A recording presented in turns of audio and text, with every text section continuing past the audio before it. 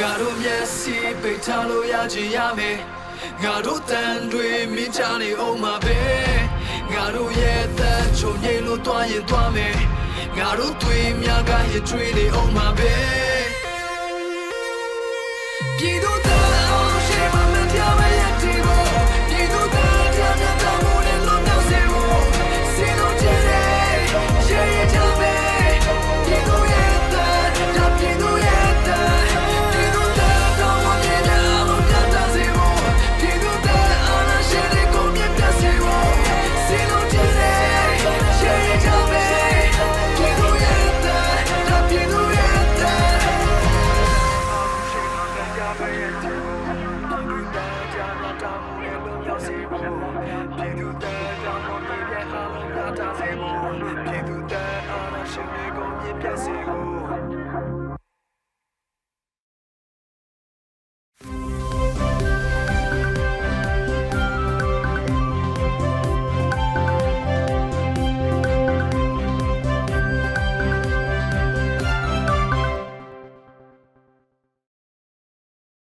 မြန်မာနိုင်ငံသူနိုင်ငံသားပေါင်းဘေးရန်ရဲ့တွေကခင်ဝေးပြီးကိုစိတ်နှစ်ပါးလုံခြုံအေးချမ်းကြပါစေလို့ PVTV ဖွဲ့သားတွေကဆုတောင်းမေတ္တာပို့သလိုက်ရပါတယ်။ခုချိန်ကစပြီး PVTV သတင်းတွေကိုတင်ဆက်ပေးတော့မှာပါ။ကျွန်မနေကြပါရှင်။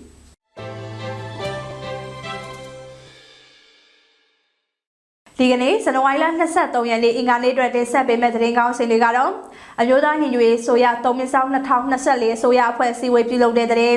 ပြည်ထောင်စုနဲ့လူမှုကြီးကြပ်ရေးဝန်ကြီးဌာနနဲ့မြို့နယ်ပြည်သူ့အုပ်ချုပ်ရေးအဖွဲ့များတွဲဆုံဆွေးနွေးခဲ့တဲ့ဆိုတဲ့တဲ့မန္တလေးမုံမိတ်ကားလမ်းပိုင်းနဲ့ပတ်သက်ပြီးထုတ်ပြန်ချက်တွေကိုလိုက်နာပေးဖို့တပိတ်ချင်းပကဖကအတည်ပြုလိုက်တဲ့ဆိုတဲ့တဲ့ပလောဝါနဲ့စမီးမြို့နယ်တိုက်ပွဲအတွင်းထွက်ပြေးသွားတဲ့အကြမ်းဖက်စစ်သားများကိုချင်းတော်လှန်ရေးအဖွဲ့တွေကလိုက်လံရှင်းလင်းခဲ့တဲ့ဆိုတဲ့တဲ့ဗပိတ်မြို့သိမ်းတိုက်ပွဲ KIA နဲ့အတူညီနောင်၃ဖွဲ့ကဟန်ချက်ညီထိုးစစ်ကိုဖော်ဆောင်နိုင်ခဲ့တယ်လို့ထုတ်ပြန်လိုက်တဲ့တဲ့နဲ့ဒီနေ့အတွက်မြန်မာနိုင်ငံတဝန်းကလူမျိုးပေါင်းစုံဘာသာပေါင်းစုံပါဝင်တဲ့ဆီယနာရှင်တော်လှန်ရေးဆန္ဒပြလူထုတပိတ်သတင်းတွေပဲဖြစ်ပါတယ်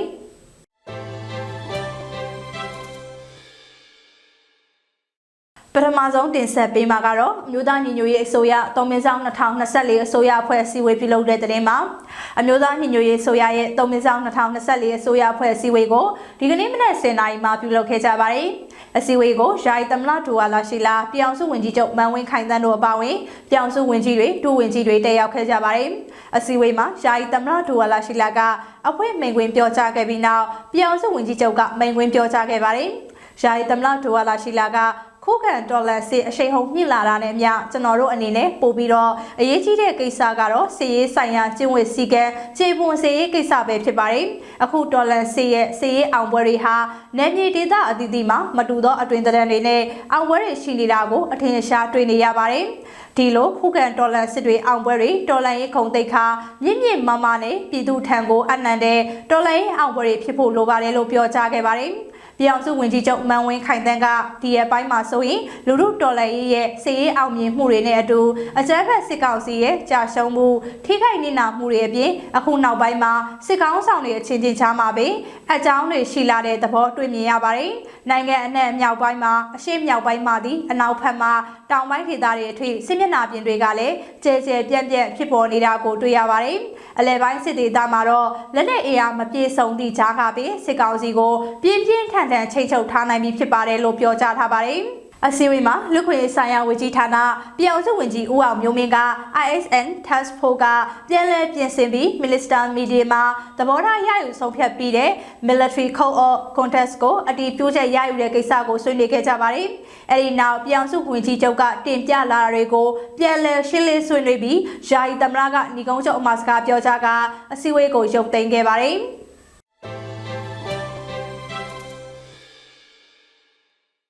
ဆက်လက်ပြီးတင်ဆက်ပေးမှာကတော့ပြည်ထောင်စုနဲ့လူမှုကြီးကြပ်ရေးဝန်ကြီးဌာနနဲ့မြို့နယ်ပြည်သူ့အုပ်ချုပ်ရေးအဖွဲ့များတွဲဆုံဆွေးနွေးခဲ့တဲ့တဲ့မှာအမျိုးသားညီညွတ်ရေးဆိုရပြည်ထောင်စုနဲ့လူမှုကြီးကြပ်ရေးဝန်ကြီးဌာနနဲ့ပဲခူးတိုင်း၊အေရဝတီတိုင်း၊ရန်ကုန်တိုင်း၊တနင်္သာရီတိုင်းတို့မှာရှိတဲ့မြို့နယ်ပြည်သူ့အုပ်ချုပ်ရေးအဖွဲ့များတွဲဆုံဆွေးနွေးမှုစည်းဝေးနေမြေဆောင်2024ကိုဇန်နဝါရီလ22ရက်နေ့မနက်10:00 နာရီမှာပြုလုပ်ခဲ့ကြပါတယ်။အစည်းအဝေးမှာပြည်ထောင်စုနဲ့လူမှုကြီးကြပ်ရေးဝန်ကြီးဌာနတွဲဖက်အမြဲတမ်းအတွင်းဝင်ကရှေ့လုပ်ငန်းစဉ်များကိုဆွေးနွေး နွေးပြောကြားခဲ့ပါတယ်။ဆက်လက်ပြီးမြို့နယ်ပြည်သူ့အုပ်ချုပ်ရေးဖွဲ့ဝင်များမှမူဝါဒလမ်းညွှန်ချက်များမြေပြင်အုပ်ချုပ်ရေးဆောင်ရွက်နေမှုများကြုံတွေ့နေရတဲ့အခက်အခဲများကိုမေးမြန်းဆွေးနွေးရာဝန်ကြီးဌာနတာဝန်ရှိသူတွေကပြန်လည်ဖြေကြားခဲ့ပါတယ်။အစည်းအဝေးကိုတွဲဖက်အမြဲတမ်းတွင်မှဦးဆောင်ကပြည်သူ့အုပ်ချုပ်ရေးဦးစီးဌာနပြည်သူ့ရဲတပ်ဖွဲ့မိသက်ဦးစီးဌာနလူမှုကြီးကြပ်ရေးဦးစီးဌာနအထူးစုံစမ်းထောက်လှမ်းရေးဦးစီးဌာနတို့မှတာဝန်ရှိသူများပဲခူးတိုင်းအေရဝတီတိုင်းရန်ကုန်တိုင်းတင်းလိုင်တိုင်းတို့မှာရှိတဲ့မြို့နယ်ပြည်သူ့အုပ်ချုပ်ရေးအဖွဲ့များတက်ရောက်ခဲ့ကြတယ်လို့ပြည်ထောင်စုလူမှုကြီးကြပ်ရေးဦးစီးဌာနကသတင်းထုတ်ပြန်ထားပါတယ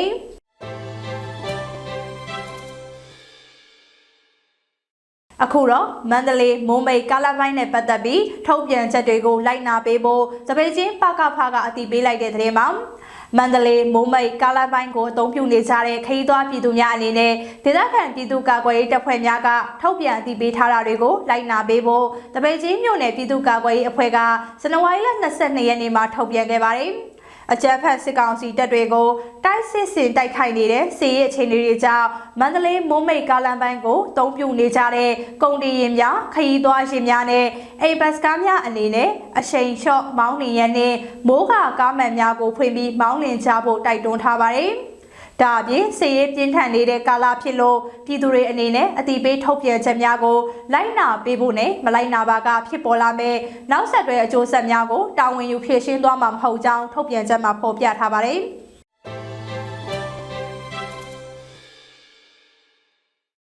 ထပ်ပြီးတင်ဆက်ပေးမှာကတော့ပလောဝါနဲ့စံမီးမျိုးနယ်တိုက်ပွဲအတွင်းထွက်ပြေးသွားတဲ့အကြမ်းဖက်စစ်သားများကိုချင်းတော်လိုင်းရေးအဖွဲ့တွေကလိုက်လံရှင်းလင်းခဲ့တဲ့တဲ့မှာချင်းပြည်နယ်ပလောဝါနဲ့စံမီးမြို့နယ်တိုက်ပွဲများအတွင်းထွက်ပြေးလွတ်မြောက်နေတဲ့အကြမ်းဖက်စစ်သားများကိုချင်းတော်လိုင်းမဟာမိတ်အဖွဲ့များမှနယ်မြေရှင်းလင်းရေးအဖြစ်ဆောင်ရွက်ခဲ့ရမှာရန်သူတပ်သား10ဦးကိုရှင်းလင်းနိုင်ခဲ့တယ်လို့ချင်းလက်ကာကွယ်ရေးတပ်ဖွဲ့မတူဘီကဒီကနေ့ရက်စွဲနဲ့အတည်ပြုထားပါတယ်စံတက်ရွာမှာအကြမ်းဖက်စစ်တပ်နဲ့ချင်းတော်လိုင်းရေးမဟာမိတ်တပ်ဖွဲ့တို့ကဇန်နဝါရီလ22ရက်နေ့မနက်ပိုင်းမှာဒုတိယအကြိမ်ထိထိတွေ့တိုက်ပွဲများဖြစ်ပွားခဲ့ပြီးရန်သူတပ်သား9ဦးသေဆုံးခဲ့တယ်လို့ဆိုပါတယ်ဇန်နဝါရီလ20ရက်နေ့မနက်9:00နာရီခန့်မှာပလောဝနဲ့စမီးမြို့နယ်တွေမှာတိုက်ခိုက်ခံရမှုကြောင့်ထွက်ပြေးလာတဲ့အကြမ်းဖက်စစ်သားများကိုချင်းတော်လိုင်းညီနောင်တပ်ဖွဲ့မှလိုက်လံရှင်းလင်းခဲ့ရာရန်သူတပ်သား3ဦးသေဆုံးပြီး9ဦးထိခိုက်ဒဏ်ရာရှိခဲ့တယ်လို့ပြောပါတယ်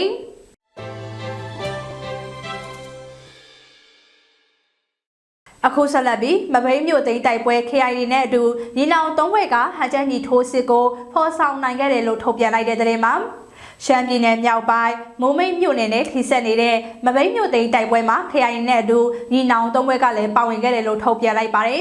ဇန်နဝါရီလ22ရက်နေ့ည7:50မိနစ်ကထုတ်ပြန်တဲ့ Operation 1027တက်တုံညာနှစ်ခွန်စစ်စင်ရေး88ရက်မြောက်ဖြစ်တဲ့တိုက်ပွဲသတင်းမှာဒီလိုဖော်ပြခဲ့တာပါရခိုင်တပ်တော်အနေနဲ့ကချင်လွတ်လပ်ရေးတပ်မတော် KIA အပါအဝင်ဒေသခံပူးပေါင်းတပ်တွေရဲ့ဟန်ချက်ကြီးထိုးစစ်တိုက်ခိုက်မှုမျိုးကိုဖော်ဆောင်နိုင်ခဲ့တယ်လို့ညီနောင်3ဘွဲ့ကဆိုပါတယ်။မဘိမ်းမြို့ရှိအကြမ်းဖက်စစ်ကောင်စီတပ်စခန်းတွေကိုတော်လှန်ရေးစုပေါင်းတပ်ဖွဲ့အပြီးတိမ့်ပိုက်ယူနိုင်ခဲ့ပြီးမဘိမ်းမြို့ကိုဇန်နဝါရီလ22ရက်နေ့မှာစတင်ပြီးအလုံးစုံထိန်းချုပ်နိုင်ထားပြီလို့လည်းဖြစ်ပါတယ်။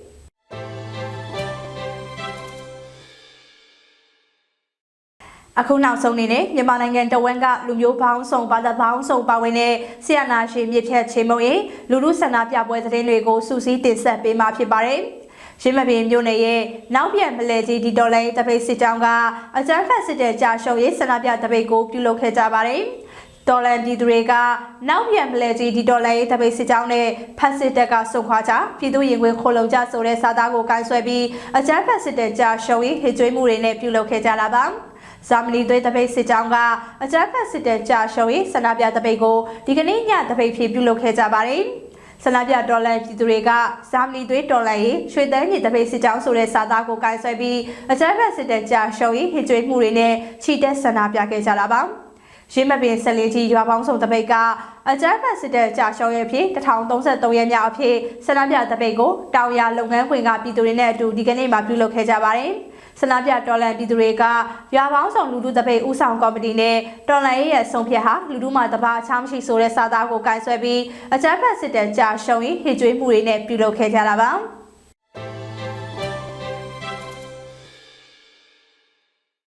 ါဒါကတော့ဇန်နဝါရီလ23ရက်နေ့သတင်းတွေနဲ့လူထုဆန္ဒပြပွဲသတင်းတွေကိုစူးစီးတင်ဆက်ပေးခဲ့တာပဲဖြစ်ပါတယ်။ကျေးဇူးတင်ပါတယ်ရှင်။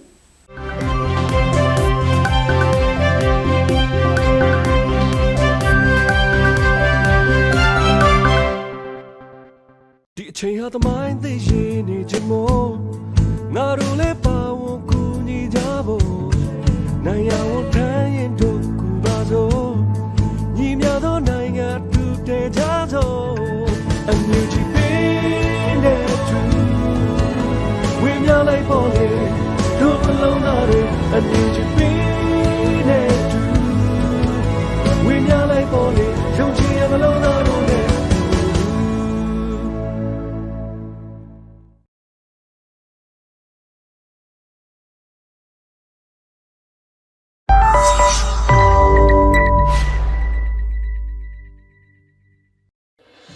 လုံခြုံလွတ်လပ်ခြင်းကိုဉာဏ်မျိုးသူတိုင်းအတွက်အကာအကွယ်ပေးမယ့်ခေတ်သစ် Digital ပြည်သူ့ဘဏ်မြန်မာကျပ်အပြင် US ဒေါ်လာစင်ကာပူဒေါ်လာထိုင်းဘတ်တွေကိုပါအနှံပြီးနှစ်စဉ်အတူရရှိနိုင်တဲ့ဘဏ်ကမ္ဘာရွှေစည်းကွက်တွေအတိုင်းရွှေစုမယ်မြန်မာနိုင်ငံအတွက်ပထမဆုံးသောဝေချေးစနစ်စုံနေတဲ့ Spring Development Bank အကောင့်တစ်ခုရှိထားရုံနဲ့ဘဏ်ဝင်ဆောင်မှုများကိုလက်တကမ်းမှာပဲ Web Application ကတစ်စင်စိတ်ကြိုက်စီမံအသုံးပြုချင်ပါသလားငွေသွင်းငွေထုတ်ဖို့နိုင်ငံအနှံ့မှာခန့်အပ်ထားတဲ့ Relationship Manager များကိုဆက်သွယ်နိုင်တဲ့အပြင် Crypto ငွေကြေး USDT နဲ့တိုက်ရိုက်ငွေဖက်နိုင်ပါပြီအခုချက်ချင်းပဲနယူးဘဏ်အကောင့်ဖွင့်ဖို့စီးရင်ပေးထားလိုက်ပါတော့နော်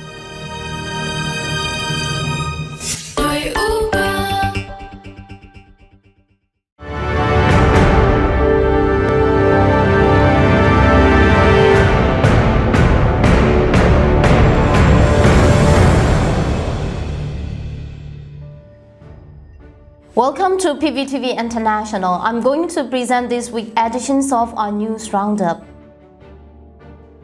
Cabinet News. Prime Minister highlights historic surrender of terrorist Myanmar military soldiers, urges United Forward movement. At the Cabinet meeting on January 9, Prime Minister Mawin Khaintan stated that to date, nearly 4,000 Myanmar military soldiers, along with their families, have surrendered their arms, the first time ever in the country's history. He emphasized that the present moment is a prime time for the revolutionary forces, given this significant development. The Prime Minister noted the apparent decline in the enemy's morale and strength throughout 2023, underscoring the importance of capitalizing on this opportunity and advancing together in unity. Operation 1027 witnessed the fall of about 8 brigadier generals from the Terrorist Military Council. Additionally, on January 5, the MNDAA successfully took over Laokai, providing a snapshot of the current weakening state of the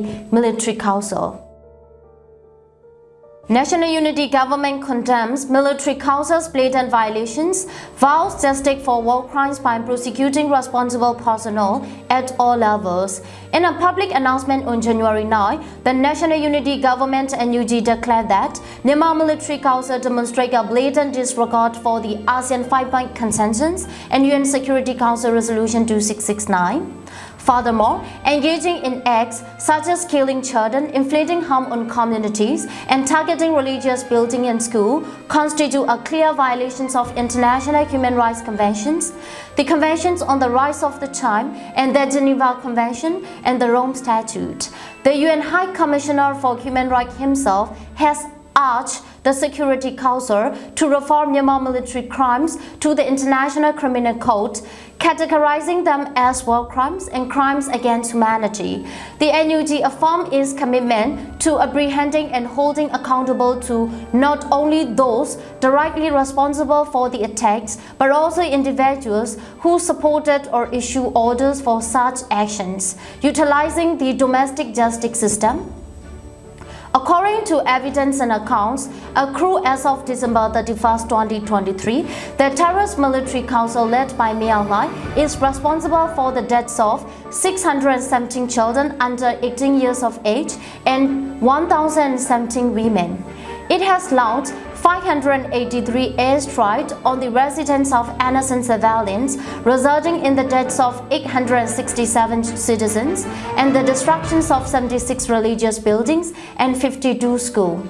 The announcement also emphasized that there is abundant evidence that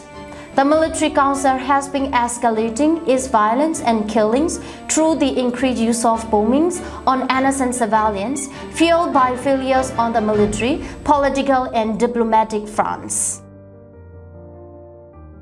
NUG highlights unyielding resolve in current New Year message. As the year 2023 drew to a close, it became increasingly apparent that allied ethnic revolutionary organizations (ERO) from various parts of Myanmar were launching a robust offensive against the terrorist military council.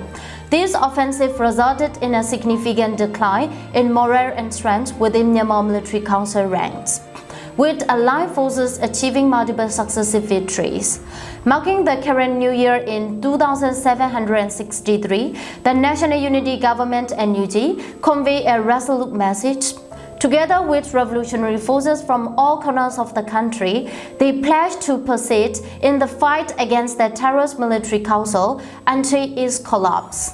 The overarching objective is to establish a new federal democratic state characterized by full equality and self-determination. In their message, the NUG expressed heartfelt wishes for the current people, encouraging them to proudly celebrate their ethnic and national pride. NUG appeals for urgent international aid as military council's brutality sparked mass displacement. In its announcement on January 12, the National Unity Government NUG urgently called upon both local and international humanitarian organizations to collaborate and lend support to the NUG and the revolutionary forces who are tirelessly working to ensure the protections and care of civilians, aiming to swiftly deliver humanitarian aid to those displaced by the ongoing conflict. To weaken the revolution, the military council committed brutal atrocities, including the massacre of innocent civilians and the use of heavy weapons and the launch of air bombings on cultural heritage sites, religious buildings, hospitals, school and public areas, and scourging of entire villages across the country. The dire situation has led to a significant exodus of over 950,000 people in war-torn Sagaing divisions, where Myanmar military's targeted attacks on civilians have created an urgent need for refuge.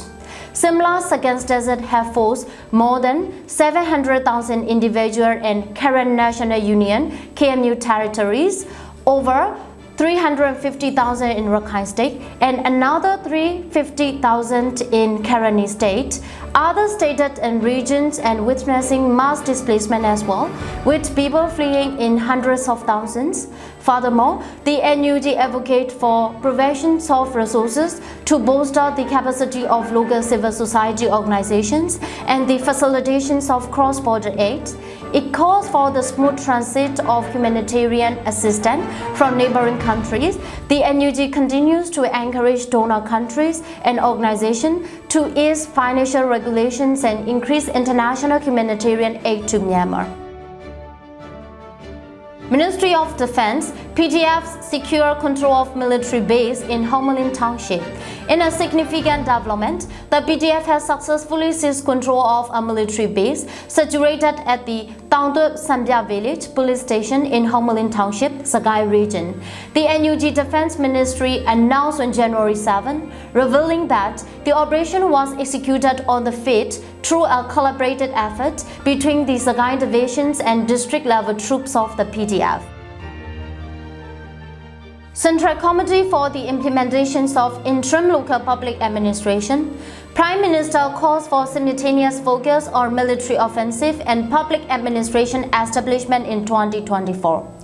During a meeting of the Central Committee for the Implementations of Interim Local Public Administration on January 11, Prime Minister Mawin Khaingdan stated that 2024 marks the year to systematically lay out military and administrative plans in tandem. This year is crucial for the complete abolition of the military administration system, coupled with the establishment of a proper public administration system. Therefore, it is imperative to implement measures in both the military and administrative domains in an orderly manner, emphasized the Prime Minister. He urged everyone to expand controlled territories and acknowledge the need for additional weapons and ammunition. However, the Prime Minister expressed confidence that continued strategic military pressure, coupled with strong spirit, will lead to sustained victories.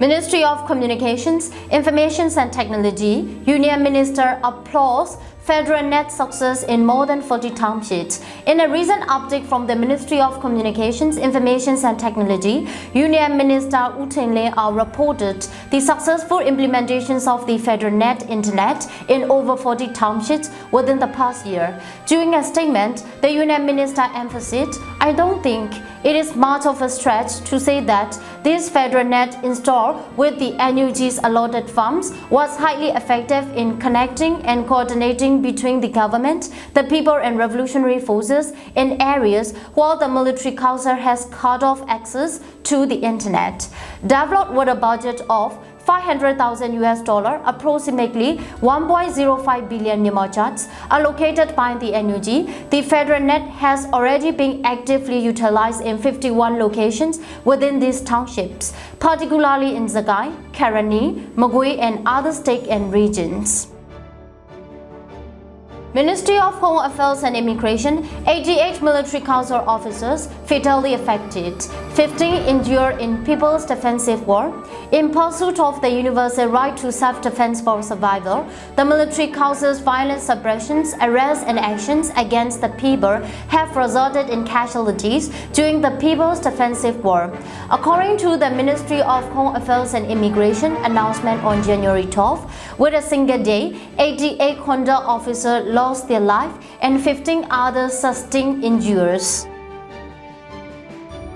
Ministry of Human Rights, Terrorist Military Council bombing claims 17 lives, including a child, in Kanan Village, Tamu Township. According to a January 9 announcement from the Ministry of Human Rights, the Terrorist Military Council executed a bomb strike on Kanan Village in Kambet Sub Township within the Tamu Townships of Sagai region on the 7th January. Despite the absence of ongoing conflict in the area, the military council deployed an fighter jet to release highly explosive bombs. The attack resulted in the tragic loss of 17 civilians, including a child under 5 years of age, and left 19 others injured, including a 3-year-old. Additionally, the strike caused the destruction of 10 houses, 2-story school, and a church. Overview of military operation in second week of January 2024. During the second week of January 2024, conflict erupted in areas near Myanmar military universities. The United World State Party UWSP successfully gained control of Hopan and Palang cities in northern Shan. Simultaneously, fighting occurred in the capital of Loikor and in Peko. In a historic development, the All National Liberation Army TNLA captured and released a video of Brigadier General Min Minton, commander of 101 divisions, issuing an apology to the public. This marks the first time in the history of the Myanmar's military dictatorship that such an event has taken place. In the vicinity of Tameli village in Biulin Township, Mandalay, where the military university are located, intense fighting is underway between the military council, the People Defense Army, and the All National Liberation Army (TNLA), with Myanmar military needing air support. On January 2nd, freedom fighters also attacked and captured an army base near Tambo village in Nangchu Township, which is only 15 miles away from the city. This attack signifies that Myanmar military can no longer securely protect the township where the military schools are located. After over 700 military forces surrender in Hoban regions of northern Shan, troops from the Brotherhood Alliance enter, eventually transferring control of the cities of Hopan and Panlong to the UWSP. This incident marks the first time in the current revolution that Myanmar's most powerful armed group, The War-State Army has publicly participated in the campaign. The TNLA has additionally seized control of the strategically significant camp in Kokhai, a focal point in northern Shan. Concurrently, the Revolutionary Army's takeover of the police station in Pekong Township has led to renewed fighting in the capital of Loigo, Karenni State. Consequently, conflict has escalated in both northern and southern Shan this week. The TNLA has released a video of the capture 101 Division's commander, Brigadier General Minton, apologizing for the terrorist attacks on the people of Myanmar. He asked officers and soldiers from all battalions and units across the country to join the people's side. There are reports that Brigadier General Zinyosui, the commander of 19th Infantry Division, who is attempting to escape, has been captured in Palawat Township, Chin State. With 2 commanders captured alive among 30 divisions and divisions in the terrorist army by ethnic revolutionary groups, the decline in the fighting ability and failure of the military causes are evident. Let's see what do we have for our weekly roundup news in coming week. Thanks for watching PVTV International.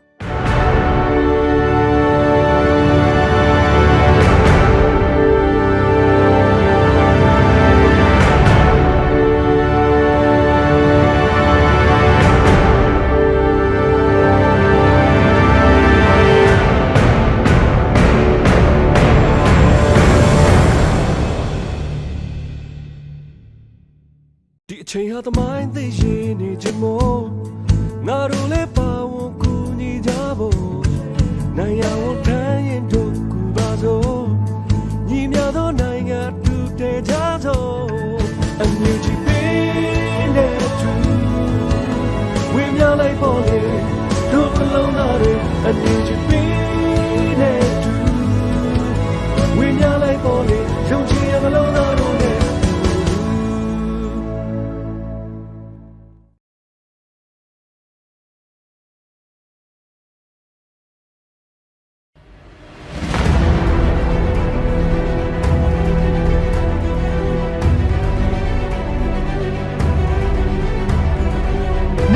ပြောခင်ဗျာစစ်ကောင်စီကကျင်းပတဲ့တရားဝင်ရွေးကောက်ပွဲကိုထောက်ခံပါသလားဗေဒရီကမှလာတာထောက်ပါလေဆိုပြီးအားလောက်ရှိတယ်ဆိုတာတော့အမှန်လည်းအသေးစိတ်ပြောပြပါမယ်ဒီကနေ့ဂီတရန်ပုံငွေဘွဲတော်မှာရရှိတဲ့အကျိုးများများအားလုံးကိုလည်းကျွန်တော်တို့လိုအပ်တဲ့နေရာတွေမှာအကျိုးရှိအသုံးချသွားမှာဖြစ်ပါတယ်မြို့သားမျိုးရဲ့အစိုးရကမြန်မာနိုင်ငံအခြေအနေနဲ့ဆက်လင်းတဲ့ကြေညာချက်ကိုထုတ်ပြန်လိုက်တဲ့သတင်းဖြစ်ပါတယ်ကျွန်တော်အနေနဲ့ကျွန်တော်ရရှိတဲ့ပုံမျိုးပြီးတဲ့စိတ်နဲ့လည်းကျွန်တော် personally စိတ်နဲ့ပါတော့ကျွန်တော်မပေးနိုင်တဲ့အတွက်တစ်ဖက်ကပြန်ဝင်နေခဲ့ပါတယ်ဒီနေ့လူငယ်နောင်ဝယ်လူကြီးဆိုတဲ့စကားလေးတိုင်းပဲနောက်တစ်ခေတ်မှာခေါင်းဆောင်တွေဖြစ်လာမဲ့လူငယ်တွေဟာလက်ရှိတွေဥတော်လန်ရေးကာလမှာဘလို့အခန်းကဏ္ဍတွေကနေပါဝင်နေကြပါသလဲဘယ်အသက်အရွယ်အပိုင်းအခြားကိုလူငယ်လို့သတ်မှတ်ကြပါသလဲမြန်မာနိုင်ငံရဲ့လူငယ်ရေးရာမူဝါဒအထဲမှာတော့လူငယ်ဆိုတဲ့အသက်အရွယ်အပိုင်းအခြားကိုအသက်15နှစ်ကနေပြီးတော့35နှစ်အထိသတ်မှတ်ထားပါတယ်လက်ရှိမျိုးတော်လန်ရေးကာလမှာကတော့ခက်ဝဲငိုထမ်းခက်လန်းကိုရှောက်ရင်းကြရနေရကဏ္ဍပေါင်းစုံကနေဆက်အာဏာရှင်ကိုတွန်းလှန်နေကြပါတယ်ဒီဆိုတာကျွန်တော်လူသားတိုင်းအနေနဲ့ကျွန်တော်လူကုန်တိတ်ခါတိုင်းနေထိုင်ပြလို့ကျွန်တော်အနေနဲ့နားတယ်ကိုယ့်ရဲ့အခွင့်အရေးတာမကားပဲသူတစ်ပါးရဲ့အခွင့်အရေးကိုလေးစားပေးခြင်းဟာလေလူအခွင့်အရေးဖြစ်တယ်လို့ယုံကြည်တယ်ကျွန်တော်ကတော့ကြောင်းရင်းချင်းနေမရှိပဲဖူဖူလုံးလုံးနေထိုင်နိုင်ခြင်းကလူခွင့်ရလို့နားလည်ထားပါတယ်လူချင်းမခွဲခြားဘဲနဲ့တန်းတူဆက်ဆံတာကိုယုံကြည်တဲ့အရာကိုလွတ်လွတ်လပ်လပ်လှုပ်ဆောင်နိုင်တာကိုလူအခွင့်အရေးလို့နားလည်ထားပါတယ်ကျွန်တော်အနေနဲ့ကျတော့လူခွင့်ရေးဆိုတာလူသားတယောက်ရဲ့ဂုဏ်သိက္ခာလို့မြင်ပါတယ်လူခွင့်ရေးဆိုတာဘယ်လိုလဲပြောဆိုနေတာကြားလာသက်သာလို့ရှိရတယ်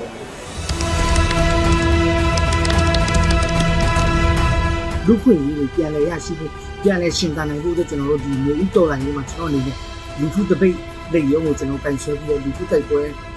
ဒီနေ့ဒီချိန်ထိကျွန်တော်တို့မမနဲ့လုံလုံချီချီနဲ့လူထုလက်ရုံးဆွဲတိုင်ပြီးတော့လူထုတိုက်ပွဲကိုဆင်နွှဲနေပါတယ်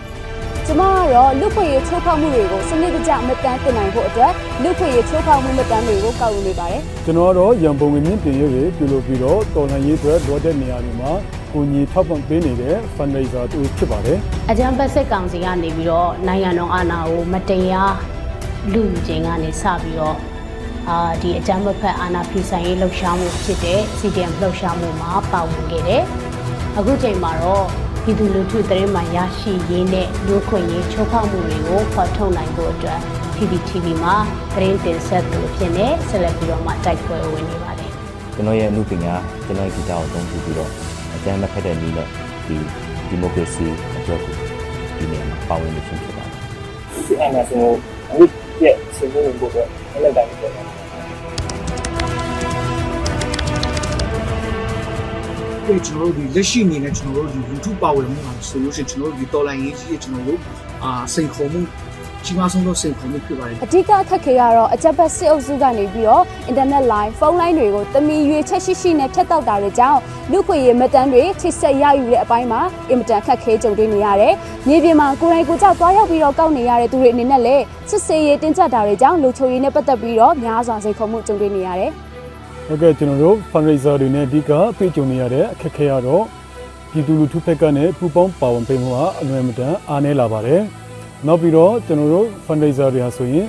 ်စိတ်ပိုင်းဆိုင်ရာရောရုပ်ပိုင်းဆိုင်ရာရောကျွန်တော်တို့တိုက်ခိုက်တာတွေခံရပါတယ်။နောက်ပြီးတော့ကျွန်တော်တို့အထူးငွေတွေလက်ခံတဲ့နေရာမှာဆိုရင်လည်းကျွန်တော်တို့ bank account တွေပိတ်ခံရတာတို့ကျွန်တော်တို့ကြုံရပါတယ်။ CDM သမားတယောက်အနေနဲ့လစဉ်ပုံမှန်ဝင်ငွေရနေတဲ့ဘဝကနေပြီးတော့အခုလိုမျိုးဝင်ငွေမရတဲ့ဘဝကိုရောက်သွားတဲ့အခါကျတော့ကျမတို့လူ CDM သမားတွေအတွက်စားဝတ်နေရေးနဲ့ဘဝရပ်တည်ရေးအတွက်ဒါကကြီးမားတဲ့စိန်ခေါ်မှုလို့ပြောရမှာပါ။ဒါတော့လူတိုင်းကတော့ဒ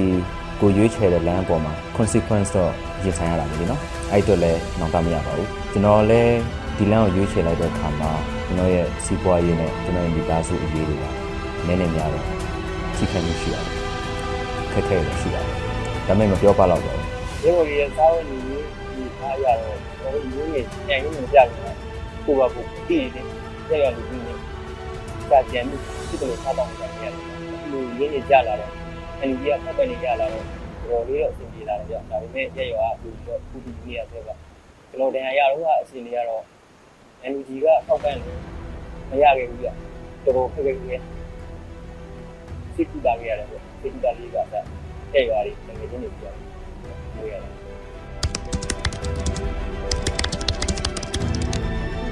ပြည်သူကိုယ်တိုင်စတင်ခဲ့တဲ့ကျွန်တော်တို့ဒီပြည်သူတော်လိုင်းရေးကြီးဟာဆိုလို့ရှိရင်ဒီနေ့နဲ့ဆိုလို့ရှိရင်နှစ်ခွဲ3နှစ်ကျော်ကာလအထိရောက်ရှိခဲ့ပါတယ်ကျွန်တော်တို့ဒီတော်လိုင်းရေးနဲ့ကျွန်တော်တို့ဆုံးရှုံးခဲ့ရတယ်ကျွန်တော်တို့ဆုံးရှုံးရေးနဲ့ကျွန်တော်ပြန်လဲထားပြီးလဲထားရုံဒီမှာကောက်ကျွန်တော်တို့ဆုံးရှုံးတမြောက်ကျွန်တော်တို့ဒီအုပ်ချုပ်ရေးကျွန်တော်တို့ဒီလုံခြုံရေးတရားဥပဒေစီရင်ရေးအစအစရကျွန်တော်တို့ပြိုစစ်ကောင်စီကနေပြီးတော့ပြိုလဲခဲ့တဲ့အရာတို့ကျွန်တော်လူထုလက်ရုံးကိုယ်တိုင်နဲ့ကျွန်တော်တို့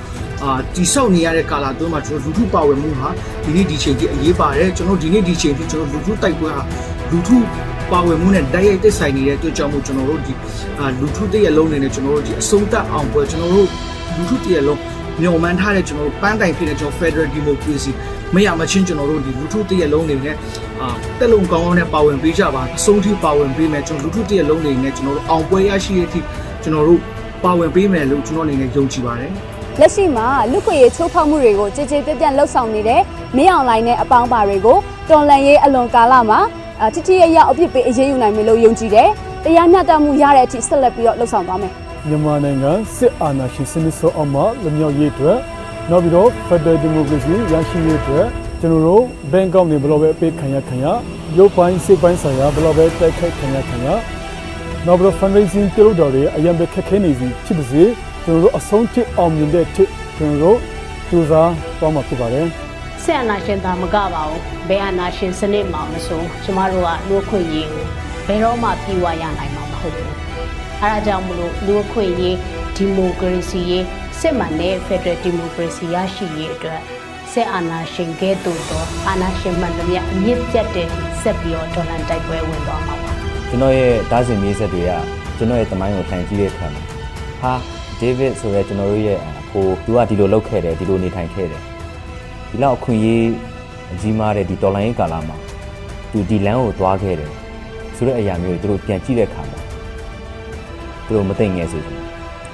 ကြောင်းလဲဖို့အတွက်ဖြစ်ပေါ်လာတဲ့အခြေအနေမျိုးမှာကျွန်တော်တို့ကပါဝင်ခွင့်ရတဲ့ခွင့်ရမျိုးမှာကျွန်တော်တို့ကတစ်စိတ်တစ်ပိုင်းမှာကျွန်တော်ပါဝင်ရတယ်ဆိုတာကျွန်တော်ပြောဂုဏ်ယူစရာပဲဘယ်လိုပဲဒါကြောင့်ဖြစ်ပါတယ်ဒါကြောင့်ငါမလုပ်နိုင်သေးဘူးဆိုတဲ့စင်ချင်မျိုးတော့မပေးချင်ဘူးကျွန်တော်တော့တရားကြီးရပြီးဖိတ်ပြီးတက်တန်းခဲ့ရတာဒါလို့ဆက်ပြီးတော့နေတယ်ဆိုတော့ကျွန်တော်ဝင်ချင်းနေလေရှိတယ်ဗျဖြစ်တဲ့တက်ရှိတယ်ဒါပေမဲ့ဒီစစ်တဲ့အာဏာရှင်ကိုတက်ကူမကြိုက်ဘူးဗျနောက်ဘယ်လိုဖြစ်ပဲကြအခုတိုက်တယ်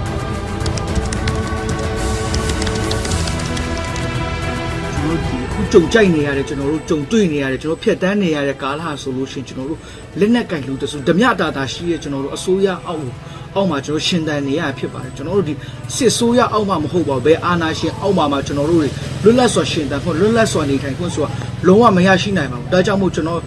တို့ဒီចောင်းသားလူငယ်တည့်လုံးနေနဲ့ကျွန်တော်တို့အာဏာရှင်အောက်မှာကျွန်တော်တို့ဒီဖိနှိပ်မှုကိုကျွန်တော်တို့ဒီပြပြမနေပဲနဲ့ကျွန်တော်တို့ဒီထကြော့တော်လန်ပြီးတော့ကျွန်တော်တို့ရရကန်နာနိုင်ရတာကိုကျွန်တော်တို့ဒီတည်င်းတွေပို့ကြမယ်ကျွန်တော်တို့ဒီ click ကြမယ်ကျွန်တော်တို့ဒီမှာကျွန်တော်နီးစက်ရမှာရှိတဲ့ CDM ဝန်ထမ်းတွေကိုကျွန်တော်တို့ပြန်လဲအားကောင်းလာဖို့အတွက်ကျွန်တော်တို့ဒီအားကောင်းနဲ့ကျွန်တော်တို့ကျောင်းသားလူငယ်တည်းလုံးနေနဲ့ပါဝင်အားဖြည့်ပြီးတော့ကျွန်တော်တို့တော်လိုင်းရေးမှာထားကြွပေးကြဖို့အတွက်ကျွန်တော်အနေနဲ့ရင်းစကားပါလို့ပါတယ်ကျမတို့လူငယ်တွေအနေနဲ့ဒီလုံခြုံရေးအခြေအနေတစ်ခုကိုငင့်ညာပြီးတော့ထဲထဲဝင်ဝင်မပါဝင်နိုင်တာတွေရှိတယ်။သို့ပေမဲ့ဒီအခြေအနေတွေကိုလစ်လျူရှုမထားဘဲနဲ့ဆက်လက်ပြီးတော့ပါဝင်ပေးကြဖို့တိုက်တွန်းချင်တယ်။တစ်ဖက်မှာထဲထဲဝင်ပါဝင်နေကြတဲ့လူငယ်တွေအနေနဲ့လည်းအချစ်ချစ်သွေးမကွဲပဲစစ်စစ်လုံးလုံးနဲ့ဆက်လက်ပြီးတော့တော်လှန်ပေးကြဖို့တိုက်တွန်းချင်ပါတယ်။ကျွန်တော်တို့လူငယ်တွေဆိုတာလွတ်လပ်ခြင်းကိုတန်ဖိုးထားပါတယ်။လွတ်လပ်ခြင်းကိုမြတ်နိုးပါတယ်။ကျွန်တော်တို့ဒီຫນွေဦးတော်လှန်ရေးမှာဆိုရင်ကျွန်တော်တို့လူငယ်ရဲ့အင်အားဆိုရင်လည်းအလွန်မတန်ကြီးပါတယ်။ဒါကြောင့်ကျွန်တော်တို့လူငယ်တွေအားလုံးစီစီလုံးလုံးနဲ့ဒီຫນွေဦးတော်လှန်ရေးမှာအားလုံးပါဝင်ပေးကြဖို့ရန်အတွက်ပြန်လဲဖိတ်ခေါ်ပါတယ်ဒီနေ့ချိန်ထိကြားနေအနေနဲ့နေထိုင်နေတဲ့လူငယ်အချို့ရှိနေတာကိုလည်းတွေ့ရပါတယ်အားပေးချင်တာကတော့အမှောင်နဲ့အလင်းအမှားနဲ့အမှန်ကွဲပြားအောင်တိုက်နေတဲ့ပွဲမှာကြားနေအတွက်နေရာမရှိဘူးဆိုတာကိုပြောချင်ပါတယ်အခုချိန်ထိအာဏာရှင်စနစ်မှန်သမျှအမြင့်ပြတ်ချေမှုန်းရေးအတွက်အသက်ကိုဗราဏမထားဘဲနဲ့ရတဲ့နည်းနဲ့တိုက်ပွဲဝင်နေကြတဲ့ကျမတို့ရဲ့လူငယ်တွေအားလုံးဘေးရန်ကင်းရှင်းကြပါစေကျမတို့ရဲ့တရားရဲ့စစ်ကမကြခင်မှာအောင်မြင်တော့မှာဖြစ်တဲ့အတွက်အတူလက်တွဲပြီးတော့ဆက်လက်တိုက်ပွဲဝင်ကြဖို့တိုက်တွန်းချင်ပါတယ်လူငယ်တွေအနေနဲ့ပေါ့နော်ကျွန်တော်လည်းလူငယ်ပါကျွန်တော်တို့ဘယ်နေရာဘယ်ခြေနေပဲရောက်ကျွန်တော်တို့ဘဝအတွက်တိုးတက်ကြောင်းလမ်းကြောင်းကိုအများနဲ့ရှာဖွေဖို့လိုအပ်တယ်လို့ကျွန်တော်ထင်ပါတယ်ကျွန်တော်တို့ငယ်သေးတဲ့အချိန်မှာမို့လို့ဒါတွေမလုပ်နိုင်ဘူးဆိုတာမျိုးတွေအကြောင်းပြချက်ဆင်ခြင်တွေဆိုတာကကျွန်တော်တကယ်ပြဿနာတွေကြုံတွေ့လာတဲ့အခါအရေးကြုံလာတဲ့အခါကျရင်ကျွန်တော်တို့နှောင့်တရလိမ့်မယ်အချိန်တိုင်းတော့တော်တော်နောက်ကျတယ်ဆိုတော့လူငယ်တွေအနေနဲ့ကိုလက်လှမ်းမိတဲ့နေရာမှာပညာရအောင်ရှာပါပြီးရင်ကိုတွေ့ကြုံတဲ့ပြဿနာတွေမှာအကောင်းဆုံးဘယ်လိုဆုံးဖြတ်ချက်ချလဲဆိုတာကိုလည်းအမြင်တတိရှိပါကျွန်တော်တို့ဆုံးဖြတ်ချက်ချလိုက်တဲ့အရာကကျွန်တော်တို့စီကို impact consequence တွေပြန်ရောက်လာနိုင်တယ်အဲ့ချိန်ကျရင်ကျွန်တော်ဆုံးဖြတ်ချက်အမှားချရင်တော့အဲ့အတွက်အမှားကိုကျွန်တော်တို့လက်ခံရမှာပဲပို့ပြီးတော့ကောင်းမွန်တဲ့ဆုံးဖြတ်ချက်ချနိုင်အောင်လုပ်ဖို့အတွက်ကြတော့လေကျွန်တော်တို့မှလည်းပညာရှိဖို့လည်းလိုအပ်နေတာဟုတ်ရဲဘော်ကြီးအရှင်သွားတဲ့ခါလေးဆိုကိုတငယ်ချင်းတွေနေနေဒီဟာရှိရဲနေနေပြောတဲ့ပုံမှန်အောက်ကနေသွားပြကြပါအနေနဲ့ရမ်းများလို့ပဲကျွန်တော်တို့တရားရဲဘော်ကြီးဖတ်ပြနေလို့ပါနောက်ပြီးတော့ဒီလူတွေအနေနဲ့ဆိုရင်ဒီကိုယ်တိုင်မပါနိုင်တဲ့အတွက်တက်နေတဲ့ဘက်ကစိတ်အားငွေအားပေါင်းဒီလမ်းနေနေပါလို့ဗျာဒါတွေကိုကြည့်လိုက်မယ်ဆိုရင်လူခွင့်ရေးနဲ့ Federal Democracy ရရှိဖို့အတွက်လူငယ်တွေဟာခိုင်မာတဲ့ယုံကြည်ချက်တွေမလျှော့တဲ့ဇွဲရဲရင်တဲ့တက်တွေနဲ့တော်လန်ရေးမှာအစမ်းကုန်ပါဝင်တွန်းလှန်နေကြတာကိုတွေ့မြင်နိုင်ပါပါ။တတိပြဖို့လိုတာကတော့ Gen Z လို့ခေါ်တဲ့မျိုးဆက်တွေဒါမှကအရှိတမျှမျိုးဆက်တွေအကုန်ပေါင်းပြီးကြာရနေရကနေနိုင်ရဝင်ထမ်းပါဝင်မှပဲမေဦးအောင်လန်ကိုအမြန်စိုက်ထူနိုင်ကြမှာပါ။ဒါကြောင့်ရှိတမျှလက်တွေအပုံသွဲပြီးအာဏာရှင်စနစ်ကိုအပြည့်တိုင်တိုက်ထုတ်ကြရအောင်ပါ။ရေးတော်ပုံအောင်ရမယ်။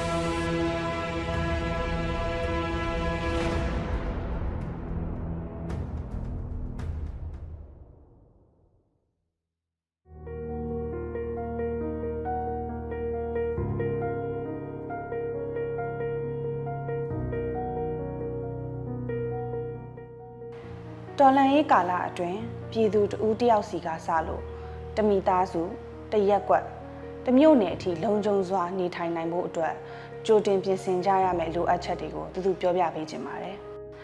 တော်လှန်ရေးကာလအတွင်းသတင်းအချက်အလက်တွေကိုစဉ်ဆက်မပြတ်ဂရုစိုက်စောင့်ကြည့်နားဆွင့်နေရပါမယ်ကိုစောင့်ကြည့်နားဆွင့်နေတဲ့မီဒီယာတွေကယုံကြည်စိတ်ချရဖို့တော့လိုပါမယ်ဥပမာပြည်သူ့အစိုးရ NUG ကထုတ်လွှင့်နေတဲ့မီဒီယာ channel တွေယုံကြည်စိတ်ချရတဲ့သတင်းမီဒီယာတွေတိုင်းရင်းသားဒေသအခြေစိုက်သတင်းမီဒီယာတွေမိမိနေထိုင်ရာဒေသအတွင်းတိုက်ပွဲတွေစတင်လာပြီဆိုရင်လုံခြုံစွာပြောင်းရွှေ့ဖို့အခုကတည်းကကြိုတင်ပြင်ဆင်ထားဖို့လိုအပ်ပါမယ်ဒေသအတွင်းဘေးလွတ်ရာပြောင်းရွှေ့ခိုးလုံဖို့လိုအပ်တဲ့တက်ကြီးရွယ်အိုတွေမတန်ဆွမ်းတွေကိုဝင်ဆောင်မိခင်တွေကလေးငယ်တွေရဲ့စည်ရင်းကိုကြိုတင်ပြုစုထားရပါမယ်။ရွှေပြောင်းတဲ့နေရာဒေသတစ်ခုနီးစပ်တဲ့လုံခြုံရာနေရာဒါမှမဟုတ်ပြည်သူ့အစိုးရ NUG ထိန်းချုပ်နယ်မြေတွေတိုင်းရင်းသားလွတ်မြောက်နယ်မြေတွေမှာရှိတဲ့စစ်ရှောင်စခန်းတွေစသဖြင့်ကြိုတင်သတ်မှတ်ပြင်ဆင်ထားရပါမယ်။ရွှေပြောင်းဖို့အတွက်သယ်ယူပို့ဆောင်မှုလမ်းကြောင်းတွေကိုလည်းအနည်းဆုံး2ခုကြိုတင်သတ်မှတ်ပြင်ဆင်ထားရပါမယ်။လုံခြုံရေးအရလမ်းကြောင်းတွေကိုရှုပ်ဝက်ထားပြီးမိုင်းအန္တရာယ်ကင်းရှင်းမှုကိုအထူးသတိပြုဆောင်ရွက်ရပါမယ်။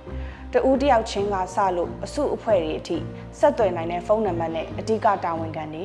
စေဝါကုသပေးနိုင်တဲ့ကျန်းမာရေးတာဝန်ခံတွေရဲ့ဖုန်းနံပါတ်တွေကိုစာရင်းပြုစုထားရပါမယ်။မိသားစုတွေပြန်လည်ဆုံတွေ့ဖို့စုရက်တစ်ခုကိုလည်းသတ်မှတ်ပြုလုပ်ထားရပါမယ်။မိမိအိမ်ကထွက်ခွာချိန်မှာကိုယ်နဲ့မပါယူဆောင်သွားဖို့အရေးပေါ်အိတ်ကိုပြင်ဆင်ထားရပါမယ်။အဲ့ဒီအိတ်ထဲမှာဘာတွေပါသင့်တယ်လဲဆိုတော့အရေးကြီးစာရွက်စာတမ်းငွေသားဘဏ်ကတ်စေဝါ power bank radio ရေနဲ့ကြာရှည်ခံအာဟာရပြည့်ဝတဲ့ရိတ်ခါကြောက်တွေပါရပါမယ်။မိသားစုတိုင်းအတွက်ရှေးဦးသူနာပြုဆေးနဲ့ဆေးပစ္စည်းတစ်တာနိုင်မီးချစ်ဖျောင်းနိုင်ခြင်ဆေးဓာတ်စားလုံးနဲ့အမျိုးသမီးတန်ရှင်းရေးသုံးပစ္စည်းတွေကိုလည်းအစင်သင့်စုဆောင်းထားရှိရပါမယ်။တော်လိုင်းရေးအင်အားစုတွေရဲ့ထိန်းချုပ်ဒေသတွေထိစပ်နယ်မြေတွေပြောင်းရွှေ့ရန်ခက်ခဲတဲ့နေရာဒေသတွေမှာနေထိုင်သူပြည်သူတွေအနေနဲ့လေကြောင်းနဲ့လက်နက်ကြီးအန္တရာယ်တွေကနေကာကွယ်နိုင်မှုပုံခိုစရာနေရာတွေဘုံခိုခြင်းတွေနဲ့ကရုတ်ခြင်းတွေကြိုတင်ပြင်ဆင်ထားရမှာပဲဖြစ်ပါတယ်။တိုက်ပွဲတွေစတင်လာပြီးဆိုရင်လက်နက်တိုက်တွေရဲစခန်းတွေစစ်တပ်စစ်ဆေးရေးဂိတ်တွေလက်နက်ကင်ဖွဲ့စည်းတွေရဲ့စစ်စခန်းတွေနဲ့ဝေးတဲ့နေရာကိုတိမ်းရှောင်ဖို့လိုအပ်ပါမယ်။အကယ်လို့ပြစ်ခတ်မှုဖြစ်ပွားတယ်ဆိုရင်ဖြစ်ပွားရာရက်နဲ့ဆန့်ကျင်ဘက်နေရာကိုတိမ်းရှောင်ရပါမယ်။ကြီးစံလာရာရက်နဲ့လွတ်ရာနေရာမှာနေကြရမယ်။ပြိုပြက်ထိခိုက်နေတဲ့အဆောက်အဦတွေကိုရှောင်ရှားပြီးခိုင်ခန့်လုံခြုံတဲ့အဆောက်အဦဒါမှမဟုတ်လုံခြုံတဲ့ကရုတ်ကျင်းတွေပုံခိုရပါမယ်။အကယ်လို့ကိုကပြင်ပမှာရောက်ရှိနေတယ်ဆိုရင်တစ်ပင်တွေထူထပ်တဲ့ကြီးကွယ်ရာရှိတဲ့နေရာတွေမှာပုံခိုရပါမယ်။မိသားစုဝင်တိုင်းရဲ့သွေးမျိုးစားကိုခန္ဓာကိုယ်ရဲ့မြင်လွယ်သောနေရာမှာ permanent ban နဲ့ဖြစ်စေလက်ပတ်နဲ့ဖြစ်စေရေးသားချိတ်ဆွဲထားရပါမယ်။အခြေခံရှေးဦးသူနာပြုနည်းလမ်းတွေကိုလေ့လာသိရှိထားဖို့ကြိုးစားသင့်ပါတယ်။လက်နက်ငယ်လက်နက်ကြီးနဲ့ပောက်ကွဲစေတဲ့အရာတွေကိုလေ့ကျင့်သင်ကြားထားခြင်းမရှိဘဲကင်တွယ်တာစူးစမ်းတာတွေမလုပ်ကြပဲဝေးရာနေရာမှာနေကြဖို့လိုပါတယ်။မိမိခန္ဓာကိုယ်ကိုယောဂပိုးမွှားမဝင်စေဖို့တတ်နိုင်သမျှတန်ရှင်းစွာထားရပါမယ်။မိမိနဲ့မိသားစုနဲ့မိတ်ဆွေတွေအကြားအချင်းချင်းနှစ်သိမ့်ပေးတာရင်းနှီးစွာနေထိုင်တာအကောင်းမြင်ဝါဒအတွေးတွေနဲ့နေထိုင်တာစတဲ့အလေးကျင့်တွေကိုပြိုးထောင်ကြရပါမယ်။အရေးတော်ပုံမုတ်ချအောင်ရမည်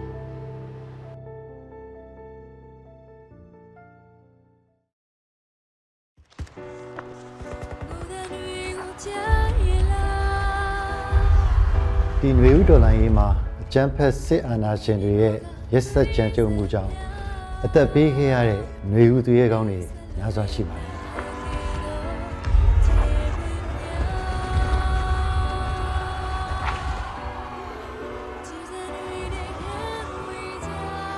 ຫນွေဥတော်လိုင်းရေးမှာကိုယ့်ရဲ့ရင်သွေးတူဒါမှမဟုတ်မိဘတူ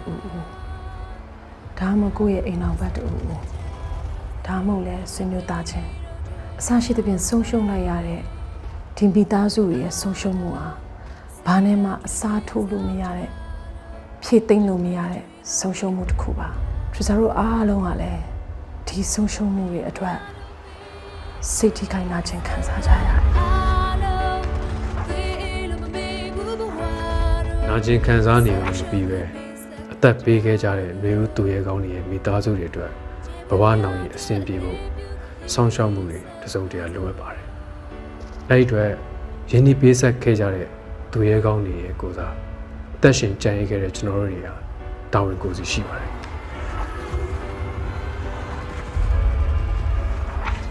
တော်လိုင်းရင်မှာမြင့်မြတ်စွာအသက်ပေးလှူခဲ့ကြတဲ့ຫນွေဦးသူရဲကောင်းတွေကိုဂုဏ်ပြုရလဲရောက်တယ်လို့ဒီသူရဲကောင်းတွေရဲ့ကြံရစ်သူမိသားစုတွေအတွက်လည်းတစုံတရာနှစ်သိမ့်မှုပေးရရောက်တယ်လို့ຫນွေဦးတော်လိုင်းရင်အောင်မြင်ဖို့အတွက်အထောက်အကူပြုရလဲရောက်တဲ့တို့ຫນွေဦးသူရဲကောင်းများအတွက်ငွေတိုက်စာချုပ်အစီအစဉ်မှာတက်အားသည့်ပါဝင်ပေးကြဖို့အတွက်သူဖိတ်ခေါ်ပြစီရှင်တော်လိုင်းရဲ့အတွက်အသက်ပေးလှူခဲ့တဲ့ຫນွေဦးသူရဲကောင်းတွေကိုရည်စူးပြီးတော့သူတို့ရဲ့ကြံရည်သူမိသားစုတွေအတွက်အထောက်အပံ့တစုံတရာဖြစ်ဖို့တို့ຫນွေဦးသူရဲကောင်းများအတွက်ငွေတိုက်စာချုပ်တွေကိုဝယ်ယူအားပေးရှင်နေဆိုရင်တော့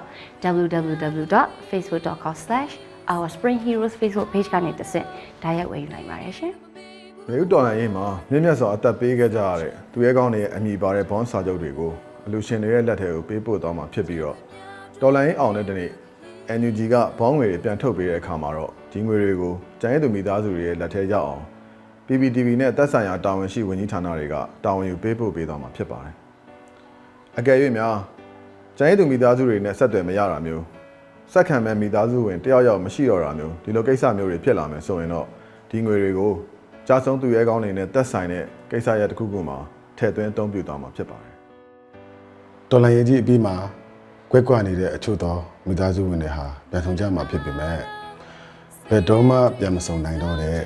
မိသားစုဝင်တွေရှိနေမှာအသေးကြပါပဲတော်လိုင်းရေးအတွက်မြင့်မြတ်စွာအသက်ပေးခဲ့ကြတဲ့နေဦးသူရဲကောင်းတွေရဲ့ကြံရစ်မိသားစုဝင်များကိုသက်ရှင်ကြံရစ်ခဲ့ကြတဲ့ကျွန်တော်တို့အားလုံးကဝိုင်းဝန်းဆောင်ရှောက်အောင်ပါအားလုံးရဲ့တောင်းပါမှာကြီးတော့ပုံအောင်ပါ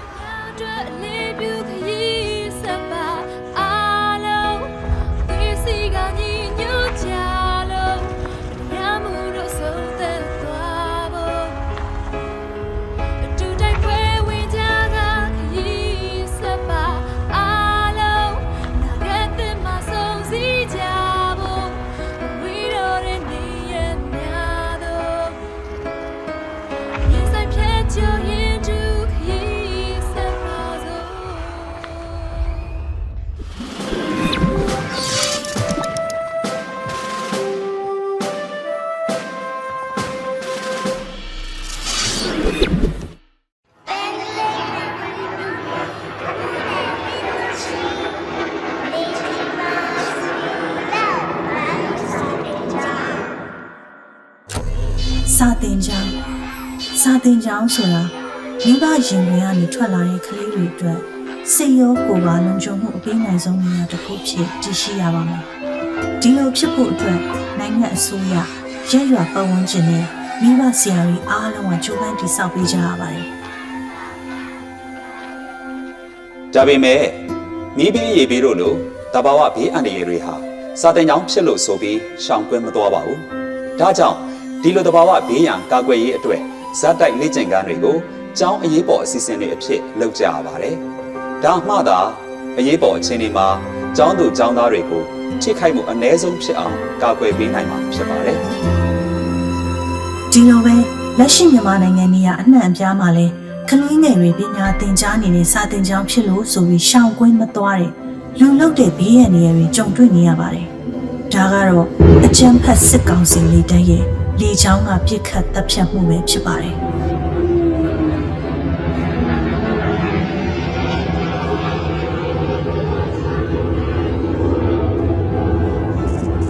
အထူးသဖြင့်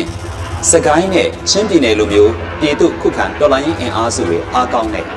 နေရာမျိုးတွေမှာဆိုရင်အကြမ်းဖက်စစ်ကောင်စီရဲ့တိုက်လေရင်တိုက်ပွဲသုံးရဟတ်ရန်စတာတွေနဲ့ပြင်းပြင်းထန်ထန်တိုက်ခိုက်ခံရတာအားလုံးသိပါ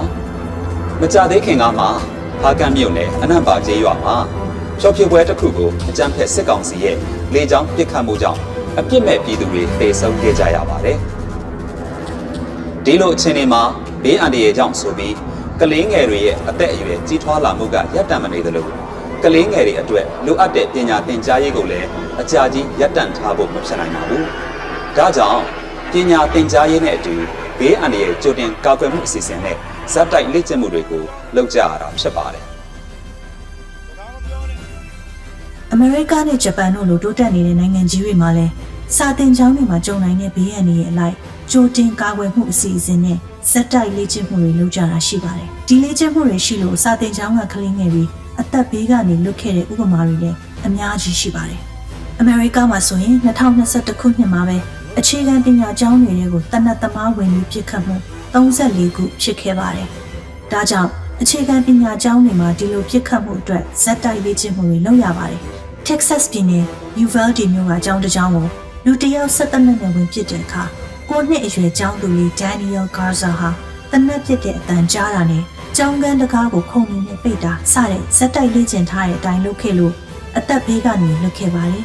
။နောက်ပြီးဂျပန်နိုင်ငံမှာတော့တစ်နှစ်ကိုအကြိမ်1000ကနေ2000လောက်ငရင်ဘေးဒဏ်ခံရပါတယ်။ဒါကြောင့်ငရင်လှုပ်တဲ့အခါမှာဘယ်လိုလုပ်သင့်တယ်လဲဆိုတာမျိုးတွေကိုငူကြိုကျောင်းစတက်ကလေးကမလုံမနေရအဖြစ်ဇက်တိုက်လေ့ကျင့်ထားကြရပါတယ်။2011ခုနှစ်ဂျပန်အရှေ့ပိုင်းငရင်ကြီးလှုပ်တုန်းကလူတွေတောင်းနေချီပြီးအသက်ဆုံးရှုံးခဲ့ရပေမဲ့ငရင်ဗဟိုချက်နဲ့နေတဲ့伊瓦တေခရိုင်ခါမိုင်ရှိမျိုးကကျောင်းသားအားလုံးကြီးပါကတော့ငရင်ဘေးရန်ကြိုတင်ကာကွယ်ဖို့ဇက်တိုက်လေ့ကျင့်ခန်းကိုဒီဇိုင်းမမတ်လုပ်ခဲ့တဲ့အကျိုးကျေးဇူးကြောင့်ဆူနာမီဘေးကနေလွတ်ခဲ့ကြပါတယ်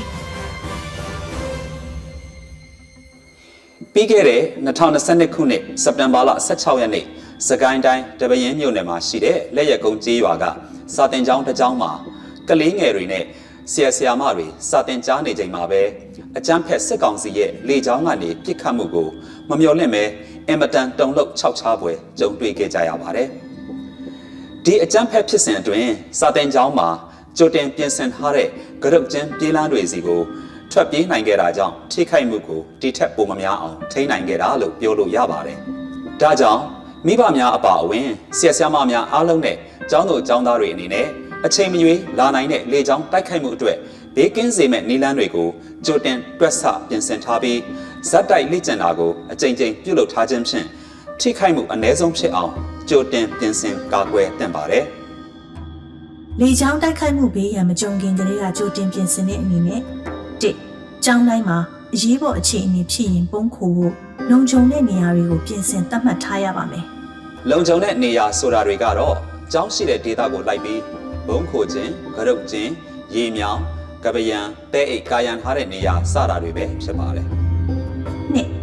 ကျောင်းတွင်းမှာလည်းအရေးပေါ်အချိန်မှာလိုအပ်မဲ့ပစ္စည်းတွေကိုသက်ဆိုင်ရာဒေသခံစေကူတာမှုဖွဲ့စည်းတွေနဲ့ချိတ်ဆက်ပြီးကြိုတင်စီစဉ်ထားရပါမယ်။အရေးပေါ်အချိန်မှာလိုအပ်မဲ့ပစ္စည်းတွေကတော့ရေ၊ဆေးဝါးနဲ့ပတ်တီးလိပ်၊ကွန်းလိပ်၊အရက်ပြန်၊ပလာစတာ၊စက်ကူထိပ်စတဲ့ရှေးဦးသူနာပြုစုရေးပစ္စည်းတွေပါ။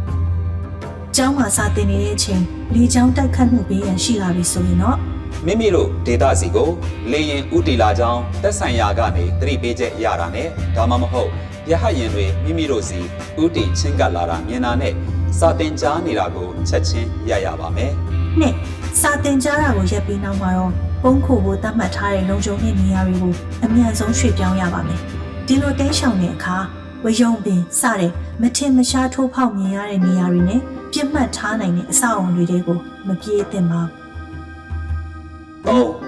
။လုံခြုံတဲ့နေရာမှာပုံခုံနေတဲ့အချိန်မှာအပြင်ကပြစ်ခတ်တန်ဆဲသည့်အထိအထဲမှာပဲနေပါ။ဒါမှမဟုတ်တက်ဆိုင်ရာတာဝန်ရှိတဲ့သူတွေလာခေါ်တဲ့အထိပုံနေတဲ့လုံခြုံတဲ့နေရာတွေကနေထွက်မလာသင့်ပါဘူး။အမျိုးသားညီညွတ်ရေးအစိုးရလူသားချင်းစာနာထောက်ထားရေးနှင့်ဘေးရန်ရေးစီမံခန့်ခွဲရေးဝန်ကြီးဌာနကတော့စာသင်ကျောင်းများတွင်လေကြောင်းတိုက်ခိုက်မှုနှင့်လက်နက်ကြီးကြားရမှုအန္တရာယ်များဖြစ်ပွားပါကအရေးပေါ်တင်းရှောင်နိုင်ရန်ဇက်တိုက်လေ့ကျင့်ခြင်းအစီအစဉ်ဆိုတာကိုထုတ်ဝေထားပါတယ်။ဒီဇက်တိုက်လေ့ကျင့်ခြင်းအစီအစဉ်ကိုတည်တည်ချာချာလေ့လာပြီးအနည်းဆုံးတစ်လ2ကြိမ်လေ့ကျင့်နေဖို့တိုက်တွန်းပါရစေ။စာသင်ကျောင်းဆိုတာမိဘရင်ခွင်ကနေထွက်လာတဲ့ကလေးတွေအတွက်စိတ်ရောကိုယ်ပါလုံခြုံမှုအပေးနိုင်ဆုံးနေရာတစ်ခုဖြစ်တည်ရှိရပါမယ်။ဒီလိုဖြစ်ဖို့အတွက်ကျမတို့အားလုံးဝိုင်းဝန်းကာကွယ်ပေးဖို့တာဝန်ရှိပါတယ်။ကြိုတင်ပြင်ဆင်ခြင်းနဲ့ကြုံလာမယ့်ဘေးကနေကလေးတွေကိုကာကွယ်ကြမယ်ကျမတို့ဒါခက်ခဲနေတာပါကျမတို့မိသားစုတွေလည်းပြန်ဆုံးဖို့မလွယ်တော့ပါဘူးဒီလိုမိသားစုလည်းအဲ့လိုမကွဲတဲ့ဘဝမြောက်ပါစေနဲ့လို့လည်းကျမဆုတောင်းပါတယ်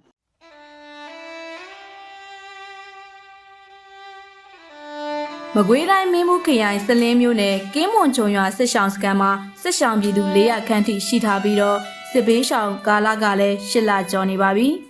လူအရေအတွက်များပြားပြီးစစ်ရှောင်းကာလကြာမြင့်လာချိန်မှာတော့ စစ်ရှောင်းစခန်းအတွက်ထောက်ပံ့ကူညီမှုတွေလိုအပ်နေပါတယ်။ကင်းမွန်ကျုံရွာစစ်ရှောင်းစခန်းဆိုတာအကြမ်းဖက်စစ်တပ်ကနှစ်ကြိမ်မီးရှို့ခံရတဲ့သူတွေခိုလုံရလဲဖြစ်ပါတယ်။ ကျွန်တော်တို့စားဝတ်နေရတာအခက်အခဲတွေတွေ့နေပါတယ်။ညကျွန်တော်တို့ကတနေ့ချက်လို့ဆိုရင်ကျွန်တော်၄ရက်လောက်ပုံမှန်ကုန်းနေပါတယ်။အခက်အခဲအများကြီးတွေ့ပါတယ်ဖေးဝါးကအကုန်လုံးပေါ့တက္ကသိုလ်ပေါ့ကျွန်တော်တို့လွယ်ပါဘူးကျွန်တော်မှနေရတာကျွန်တော်လည်းရွာပြန်ရင်းတော့ပေါ့ပြန်လို့မရပါဘူးခင်ဗျ။ဟောဆိုကျွန်တော်တို့ကဒီပြန်မှုဆိုလဲကျွန်တော်နေကြအိုးအိမ်လည်းမရှိတော့ဘူးခင်ဗျ။ဘာမှကိုမရှိရတာကျွန်တော်တို့ဒီလက်တကြီးရေဦးတွေကပါဒီကဒီကြမ်းမကြီးတွေကမကောင်းအားနဲ့ကျွန်တော်လည်းဘလို့မှပြန်လို့မရတဲ့အခြေအနေမျိုးဖြစ်နေပါပြီစစ်ရှောင်းစကန်ကိုလာရောက်လှူဒန်းတဲ့အလှူရှင်တွေရှိမှသာအဆင်ပြေတာလို့လည်းစစ်ရှောင်းတွေကပြောပါတယ်။သူတို့အနေနဲ့ကတော့ရွာကိုပြန်ဖို့ဆိုတာဘလို့မှကိုမဖြစ်နိုင်တော့တဲ့အခြေအနေပါ။အလှူရှင်ရှိမှသာအဆင်ပြေတာပါ။စားရတာပါ။ဒီလိုရည်ရှိသွားရင်မလွယ်ဘူး။ရွာပြန်ဖို့ကလည်းဘလို့မှမဖြစ်နိုင်ဘူး။မိသားစုနဲ့ကွဲကွာခဲ့ရတဲ့စစ်ရှောင်းတူကအခုလိုပြောပါတယ်။ကျွန်မအခုတမီလေး7နှစ်တမီလေးနဲ့လည်းကွဲခဲ့တာပါ။အမေကြီး80အမေကြီးနဲ့လည်းကွဲရပါတယ်စစ်အားရလေကျွန်မတွေ့ချင်ပါတယ်ပြန်ဆုံးမဆုံးသိနိုင်တော့ပါဘူးစစ်ရှောင်းပြည်သူတွေကတော့အလှူရှင်တွေရှိပေမဲ့လည်းလုံလောက်မှုမရှိဘူးဆိုတာနဲ့ကျန်းမာရေးအတွက်ဆရာဝန်မဟုတ်တဲ့ကျန်းမာရေးတာဝန်ခံကတလားတစ်ခါစောင့်ရှောက်မှုပေးတယ်လို့ပြောပါတယ်ဒါပေမဲ့လည်းရာသီဥတုဆိုးရွားတဲ့တန်ကစစ်ရှောင်းပြည်သူတွေကိုဒုက္ခရောက်စေတယ်လို့လည်းပြောပါတယ်စစ်ရှောင်းကလေးတွေအတွက်ပညာရေးကတော့ရွာကစစ်ရှောင်းရင်ပါလာတဲ့ဆရာတွေကသင်ပေးတာနဲ့အတန်းကြီးတွေကအတန်းငယ်တွေကိုပြန်လည်သင်ပြပေးတာတွေလုပ်နေတယ်လို့ဆိုပါတယ်စစ်ရှောင်းတူကသူ့ရဲ့ခန်းစားချက်ကိုအခုလိုပြောပါတယ်ဟုတ်ကဲ့အဲ့ဒီကောင်စီတွေကျွန်တော်များကြီးကြာဆုံးခိုင်းနေပါပြီခင်ဗျာကျွန်တော်အနေနဲ့ကျွန်တော်တို့ရွာကိုပြန်မယ်ဆိုပြန်တော့လဲကျွန်တော်တို့ကျွဲမွားအိမ်နှခါမိပေးထားတော့ကျွန်တော်တို့မှာဘယ်လိုမှနေကြလည်းမရှိတော့ဘူးခင်ဗျာကျွန်တော်ဆိုအခုရွာဒါပြန်နေတော့ကျွန်တော်မှာရွာကြီးလည်းဘယ်ရောက်လို့ရောက်မှမသိဘူးမိသားစုလည်းကျွန်တော်တကယ်နေပြီးဒီစစ်ကောင်စီကိုများပြုတ်ဖို့ပဲကျွန်တော်အရေးကြီးပါတယ်ကျွန်တော်တို့ကိုအဲ့ဒါကြောင့်ရွာကိုအများဆုံးလေးပို့ပေးကျွန်တော်တို့ကျွန်တော်လည်းဒီမှာနေရတာမလွယ်ပါဘူးအများနဲ့နေရတော့ကျွန်တော်တို့စားဝင်နေရစခဲရင်းနဲ့ဒီစစ်ကောင်စီများပြုတ်ပါသေးလို့ကျွန်တော်ဆူတောက်နေပါတယ်စစ်ရှောင်းစကန်ကတာဝန်ရှိသူတွေရဲ့ပြောကြားချက်အရကင်းမွန်ကျုံရွာစစ်ရှောင်းစကန်မှာတကြီးရွယ်ဦး23ဦးနိုးတိုင်းမိခင်15ဦးကိုဝင်ဆောင်2ဦးမွေးရပါမတန်ဆွမ်း9ဦးကလေး142ဦးအပါအဝင်စစ်ရှောင်းပြည်သူ400ခန့်အထိရှိထားတာပါအဲ့ဒီစစ်ရှောင်းတွေကိုထမင်းကျွေးမယ်ဆိုရင်အသားဟင်းနဲ့ဆို4သိန်းခွဲအသီးအရွက်နဲ့ဆိုရင်2သိန်းမုံရင်ငါကျွေးမယ်ဆို5သိန်းကုန်ကြမယ်လို့ဆိုပါတယ်နေ့စဉ်ကျွေးမွေးမှုအဖြစ်တနေ့ကိုစံ4တင်းခွဲကုန်ပြီးတော့စံတန်မိုးတင်တစ်လ7,80ကျော်ကုန်တယ်လို့ဆိုပါတယ်စေဝါစီအဖြစ်တစ်လကို7,20ကျော်ကုန်တယ်လို့ပြောပါတယ်အခုတို့ကြုံတွေ့နေရတာတွေရဲ့တရက်ခံကမင်းအောင်လိုင်းဆိုပြီးတော့လဲစစ်ရှောင်းတူကအခုလိုပြောပါတယ်ကျမကတော့မင်းအောင်လိုင်းကြောင့်လို့ပဲပြောချင်ပါတယ်ရှင်မင်းအောင်လိုင်းအုတ်ထင်းမကောင်းလို့မင်းအောင်လိုင်းခေါင်းဆောင်မကောင်းလို့အဲ့လိုဘဝရောက်ရတာပါမင်းအောင်လိုင်းနောက်လိုက်ခွေးတွေကလည်းမင်းအောင်လိုင်းစကားကိုနားထောင်ဖို့လုံးဝမကောင်းပါဘူးဒီပြည်သူလူထုကိုကြည့်ဖို့တော့ကောင်းပါတယ်ကျမတို့ဒါအခက်ခဲနေတာပါကျမတို့မိသားစုတွေလည်းပြန်ဆုံးဖို့မလွယ်တော့ပါဘူးသူတို့မိသားစုလည်းအဲ့လိုမကွဲတဲ့ဘဝမရောက်ပါစေနဲ့လို့လည်းကျမဆုတောင်းပါတယ်လက်ရှိအချိန်မှာတော့ကင်းမွန်ကျုံရွာစစ်ရှောင်းစကန်ကို Mission 21 မကွေးနဲ့မကွေးနည်းပညာတက္ကသိုလ်ကျောင်းသားများတမကတို့ကထောက်ပံ့ကူညီနေတာဖြစ်ပြီးတော့လူဒန်းလိုသူတွေအနေနဲ့လည်းအဲ့ဒီအဖွဲ့တွေကနေချိတ်ဆက်လူဒန်းနိုင်ပါတယ်။လူဒန်းပေးသူတွေနဲ့တိုက်ပွဲဝင်ရဲဘော်တွေကိုကျေးဇူးတင်တယ်လို့လည်းစစ်ရှောင်းတူကအခုလိုပြောပါတယ်။ကျမအခုလူစင်တွေကိုလည်းအားလုံးကျေးဇူးတင်ပါတယ်။လူစင်တွေအားလုံးလည်းကျေးဇူးတင်တယ်အကျိုးတော်ဆောင်တွေအားလုံးလည်းကျေးဇူးတင်ပါတယ်။ဒီလိုရှင်ခုမင်းအောင်တိုင်းစစ်တပ်ပြစ်ကြရေးအတွက်ထမ်းဆောင်တာဝန်ထမ်းဆောင်နေကြတဲ့ဒေါ်ဆိုင်ရေးဓမ္မတွေရောအကုန်လုံးအားလုံးကိုလည်းကျမကတော့အောင်မြင်စေချင်တယ်အောင်နဲ့အောင်မြင်တော့မှာပါအောင်နဲ့အောင်ကိုအောင်ပါပါအောင်မဲ့ကျမအဲ့ဒါကိုပဲမျှော်လင့်နေပါတယ်ဒါမှလည်းကျမတို့ဒီကွဲပြားတဲ့မိသားစုတွေလည်းဒီရွာလုံးကိုကွဲပြားတွေဖြစ်ခဲ့တာပါအဲ့ဒီညာလေးလည်းအကုန်ပြန်ဆုံးတွေ့ရမယ်လို့ထင်ပါတယ်မျှော်လင့်ပါတယ်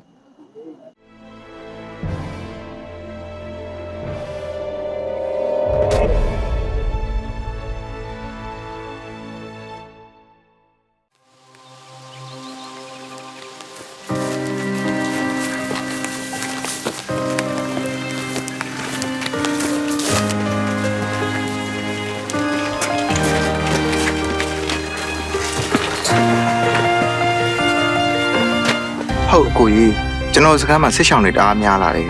စေးဖို့လူနေတယ်အာစိတ်မပူနေကြတယ် STP ပန်ရှိတယ်အရမ်းမြင်တယ်ငါကူလွှဲလိုက်မယ်လုံလဲလုံကြုံတယ်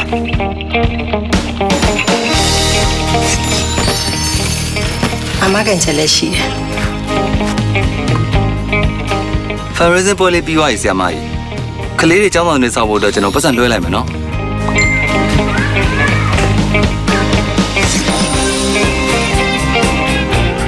ကျမတို့တော်လိုင်းရေးဘတ်တော်သားတွေရဲ့ဘန်လွတ်လပ်ဧက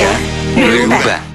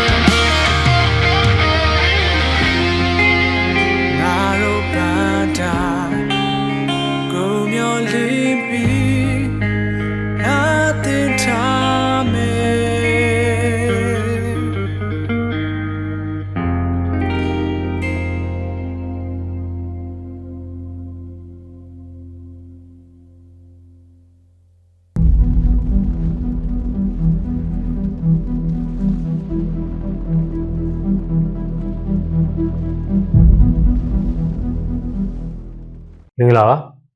ကျွန်တော်တရုတ်ဆောင်တောင်းပါကျွန်တော်အခုပြောချင်တာလေးကကျန်းဖက်စစ်ကောင်စီဟာ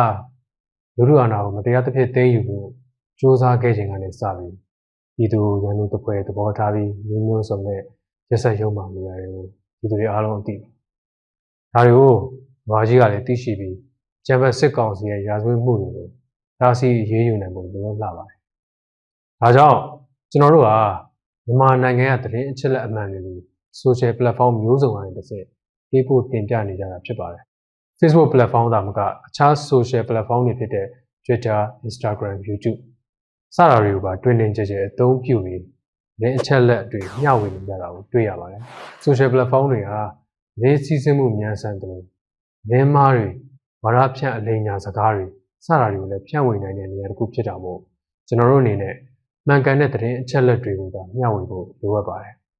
အကြမ်းဖက်စစ်ကောင်စီရဲ့ကျူးလွန်မှုတွေသက်သေခံအထောက်အထားတွေကိုမှန်ကန်တိကျစွာသိရှိနိုင်ဖို့လူ့အခွင့်အရေးဆိုင်ရာဝန်ကြီးဌာနအနေနဲ့ official Facebook, Twitter, website စတဲ့ platform တွေကတစ်စက်အချိန်နဲ့တပြေးညီသတင်းမှန်တွေတင်ပြဆောင်ရွက်ရရှိပါတယ်။ဒါကြောင့်ပြည်သူလူထုအနေနဲ့မှန်ကန်တဲ့သတင်းအချက်အလက်တွေသိရှိပြီးပြန်လည်ဖြန့်ဝေနိုင်ဖို့အတွက်လူ့အခွင့်အရေးဆိုင်ရာဝန်ကြီးဌာနရဲ့ social media platform အကြောင်းသိပေးမိတ်ဆက်ပေးကြပါတယ်။ official Facebook စာမျက်နှာချက်လက်အမှန်တွေကိုနိုင်ငံတကာပုံမှုသိရှိစေနိုင်မဲ့ official Twitter account လူ့အခွင့်အရေးဆိုင်ရာဆောင်ရွက်နေမှုတွေကိုအချိန်နဲ့တပြေးညီသိရှိနိုင်စေမဲ့ official website ဒီ social platform တွေကနေသတင်းအချက်လက်တွေအများဆုံးသိရှိနိုင်ဖို့နဲ့သတင်းအချက်လက်တွေကိုမျှဝေနိုင်ပါတယ် like and follow လေးတွေလှုပ်ဆောင်ထားဖို့လိုအပ်တဲ့အကြောင်းပြည်သူလူထုကိုသတင်းစကားပါးပြရစီခင်ဗျာ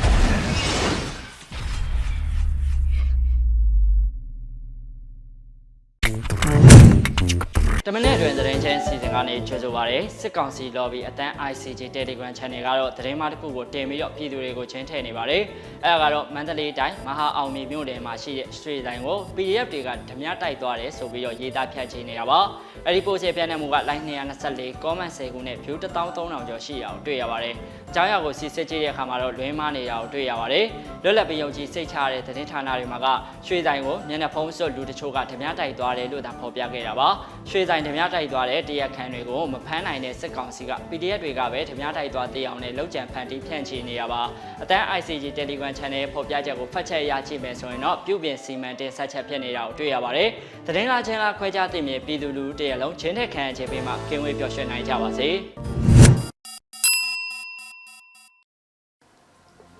ဒီနေ့အတွက် PVTV ရဲ့ထုတ်လွှင့်တင်ဆက်မှုအစီအစဉ်ပြီးဆုံးပြီဖြစ်ပါတယ်မြန်မာနိုင်ငံသူနိုင်ငံသားအားလုံးကိုစိတ်နှပါလုံခြုံအေးချမ်းကြပါစေလို့ PVTV အဖွဲ့သားတွေကဆုတောင်းမေတ္တာပို့သလိုက်ပါတယ်ရှင် PVTV ရဲ့တော်လှန်ရေးဆိုင်ရာအစီအစဉ်ကောင်းတွေကို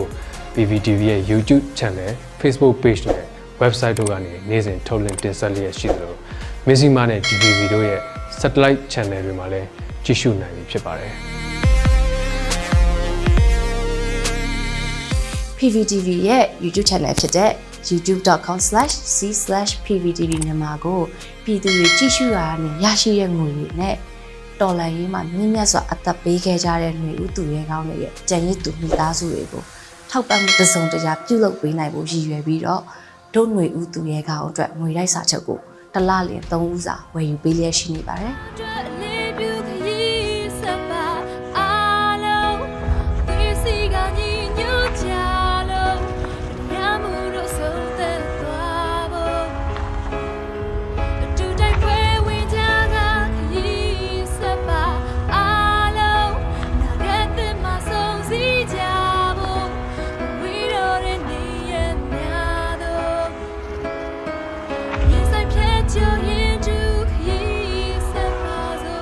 ဒုຫນွေဦးသူရဲကောင်းတွေရဲ့ကြံရည်သူမိသားစုတွေကို